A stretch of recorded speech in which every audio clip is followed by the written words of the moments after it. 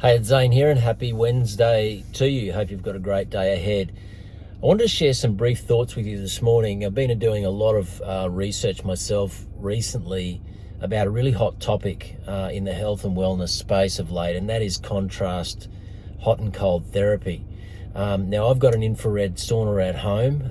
Inga and I use it every single week. We've had it since I think about April, May 2020. And, I've certainly found since using it, like I say, I use it a couple of times a week at least. We've also got a magnesium pool, and I tend to use the sauna for, usually about 30-minute session, and then I'll jump into the magnesium pool afterwards. And I certainly feel invigorated after it. It certainly helps me with, lowering any inflammation or niggles pain that I'm feeling in my body. From the training that I do. But what's really interesting is I was listening to an interview the other day with a lady by the name of Susanna Soberg, and I believe she's Danish, and she did a 7-year study on the benefits of hot and cold therapy.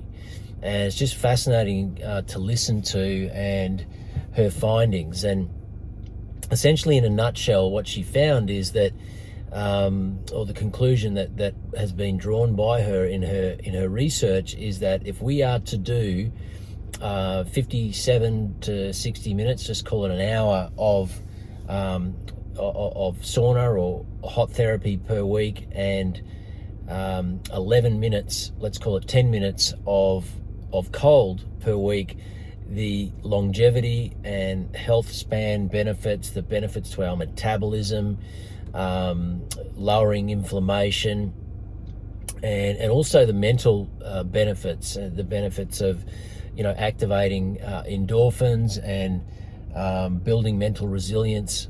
All of those benefits are associated with doing hot and cold contrast therapy.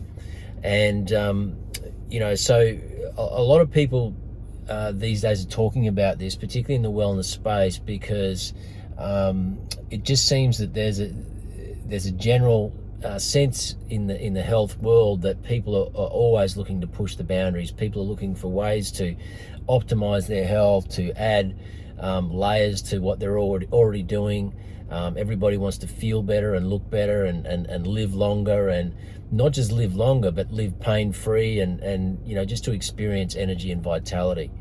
So that certainly is something that resonates with me. So I'm always looking for little ways, little tweaks I can make to my weekly routine, just to level things up, experiment for myself what works for me. And I just find that by adding little things here and there into my routine, it really just helps to dial things up and to optimize what I'm doing. So look, if you're not already doing some form of cold water therapy, and even the odd sauna, I'd highly encourage you to start incorporating that into your weekly routine.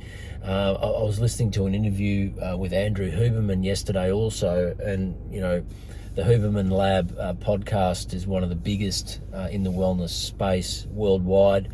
He's just a fascinating researcher, and a lot of people talk about Andrew Huberman and the information that he shares, and some of it's very technical, but if you just sort of are able to watch some of his smaller clips, you really get to cut to the chase of his findings, and it's really quite fascinating what he shares. But what he was saying in regards to hot and cold water therapy, in particular the cold water aspect, you don't have to get into an ice bath. You can get very, very similar benefits by running a cold shower at the end of your shower for 30 seconds to 60 seconds, and even work your way up to 90 seconds, and you'll get similar benefits that you will into going into a cold plunge. Sometimes a cold plunge can be really, really cold. Just depends on where you go to do that kind of practice. I've done ones that are sitting at around 18 to 20 degrees Celsius, and some that are down around 10, 12. And there's certainly a big difference in the duration of time that works for me.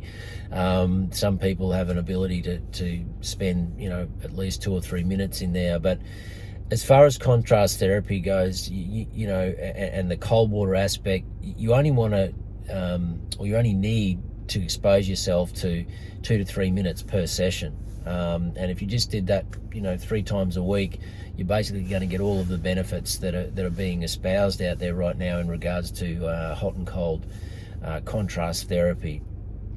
Saunas are great, infrared saunas, traditional hot rock saunas. I'm very fortunate in the area where I live. We've got access to a recovery centre which has steam room, hot magnesium pool, and also a cold water plunge. There's one up the road also called Soak Bath House, and that has all of that as well as a hot rock sauna. So a lot of areas now, these bath houses, recovery centres, whatever you like to call them, they're starting to crop up because there's literally a demand for, people just wanting recovery, wanting to optimise their health and wellness. And so check out in your area what's available. And, if you're not already incorporating some form of sauna and or, cold water therapy into your weekly routine, you should start to do that. If that's too much for you, at the very least, just get into the habit of finishing your daily shower, particularly in the morning, with just running the cold water over your body for 30 seconds to 60 seconds, and see if you can work your way up to, a minute and a half. You'll just feel more invigorated, more alive, more alert. You're going to start to help your body to lower inflammation. You can even activate fat loss. It has been proven as well, just by doing these little things. So, certainly if you're already doing the right things in terms of nutrition, in terms of your general workout and movement, exercise routine, and then you add this on top, you're going to get significant optimized benefits. There it is. So just wanted to share that with you. Again, look up Dr. Susanna Soberg, that's Soberg, and you'll be fascinated. You'll find quite a few interviews from her on YouTube. I think the one I listened to recently was with Lewis Howes on his show. But yeah, Susanna Soberg.